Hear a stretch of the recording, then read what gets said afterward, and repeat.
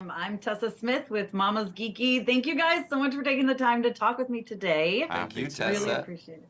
Listen, this movie is so much fun. I feel like I hate to say this, but you've broken the curse. Like we have a good Dungeons and Dragons movie Nice. finally.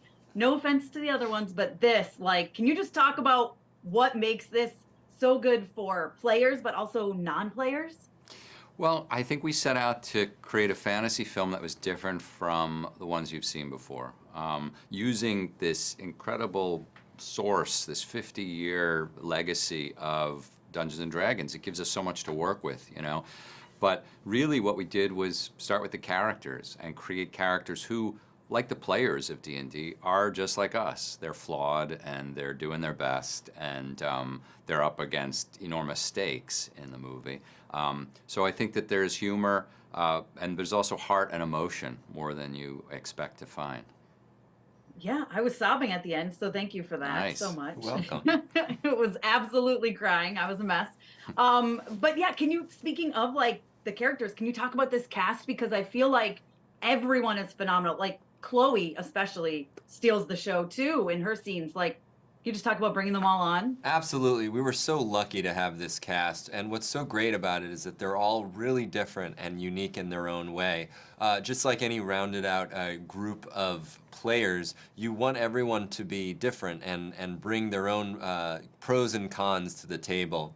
And so with Chris Pine being kind of our ringmaster cheerleader of sorts, he brings this exuberance, this positivity and earnest nature that is not at all cynical. And that to us was really important because we don't consider this film cynical. We're not trying to be glib about it. We really believe in what we're trying to say with this film, and he was the perfect conduit for that. And then you add to it Michelle Rodriguez, who is so brutal and cutting in her own way, and Justice Smith, who's absolutely lovable, Hugh Grant, who is a total cad and devilishly perfect, Regé-Jean Page, who is totally serious and humorless in his portrayal of Zank, which makes him all the more funny.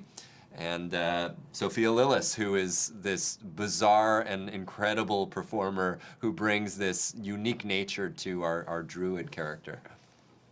Yeah, there's so much lore and lingo to like throw in there. But then I guess can you talk about the importance of being able to put that in and making it so that non-players totally understand? Because I was sitting next to someone who's never played. I've played a little bit, and we both fully understood exactly what was going on. Yeah, I think it's kind of like a really, any good sports movie. You don't have to be a player of that game to understand what's going on in the movie and to appreciate it. And I think we took the same approach. Yes, there's a lot of terms and places and creatures and all that, but we always wanted to make sure that if you knew absolutely nothing about D&D, it wouldn't stop you or hinder your enjoyment of the movie.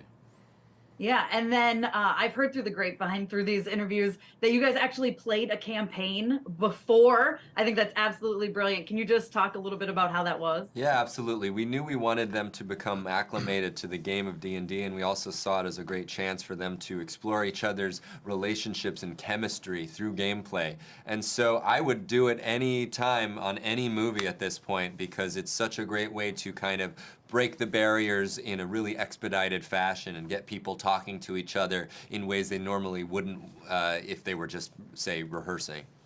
Yeah, and so if you guys are playing a game with your friends, which character class are you choosing to play for both of you? I typically say Bard because I think the Bard is the guy who rallies everyone, rallies the troops, and motivates them. And as a director, that's what you're doing constantly. And I would say Druid because the shape-shifting ability that our Druid character has, and now being able to turn into an owlbear, you know, we were very much playing by the rule of cool. So even though it's not technically allowed in the game, I think any awesome DM would allow us to do it. Exactly. Well, thank you guys so much for your time. I really appreciate it. And listen, I'm not going to be mad at like an entire franchise, so just keep it going. Look, Good to hear. either. Thank you so much to all my monetary supporters, my members, and my Patreons. Love you guys.